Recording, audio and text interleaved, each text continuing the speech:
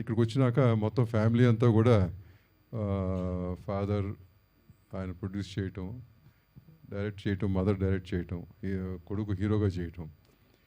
అమ్మ మీకు యాక్చువల్గా చాలా ఈజీ అయిపోయింది. ఎందుకంటే ఈ director, producer, director, hero most important సినిమాకి.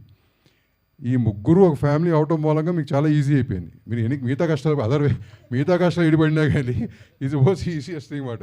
ఇవాళ ఇండస్ట్రీలో ఆ మూడు ఇప్పుడు చాలా కష్టం అన్నమాట. అంటే చిన్న సినిమా అయినా పెద్ద సినిమాకి తేడా లేకుండా చాలా కష్టమే.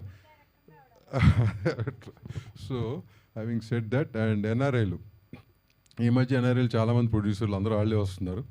సో అది కూడా కేసులు ఎక్కువైనాయి మాకు. ఎన్ఆర్ఐలు ఎందుకు వస్తారంటే ఒక 3 రీజన్స్ చెప్తుంటాం అన్నమాట. మంత్కి ఒక క్లాస్ తీసుకున్నాడా మా ఛాంబర్లో, ప్రొడ్యూసర్లకి మెంబర్షిప్లు ఇచ్చే ముందు 3 చెప్తుంటాం అన్నమాట. చెప్పినప్పుడు దాంట్లో జనరల్గా ఎన్ఆర్ఐలో ఒక సబ్జెక్ట్ చెప్తాను. 3 రీజన్స్. చిన్నప్పుడు ఎప్పుడో ఇక్కడ ఉన్నారు, సినిమాలంటే చాలా ఇష్టం, పేరెంట్స్ సినిమా ఇండస్ట్రీ ఇష్టం ఉండదు, చదువుకుని బయటికి పోయి సంపాదించడానికి చెప్తే బయటికి వెళ్ళిపోతారు ఆ ప్యాషన్తో. They cannot do anything. అదొక. నెక్స్ట్ అక్కడికి వెళ్ళిన తర్వాత కూడా ఆ ప్యాషన్ పోదు, చేయాలనుకునేది ఒకటి. అక్కడికి వెళ్ళాం, కొంతమంది విపరీతంగా సంపాదించాం. ఇప్పుడు నాకు మా ఊర్లో రికగ్నిషన్ కావాలి, లేకపోతే మా ఇండియాలో మాకు తెలియాలని చెప్పి పాలిటిక్స్లోకి ఎంటర్ అవ్వాలంటే సినిమా ఒక దారి, అదొక దారి.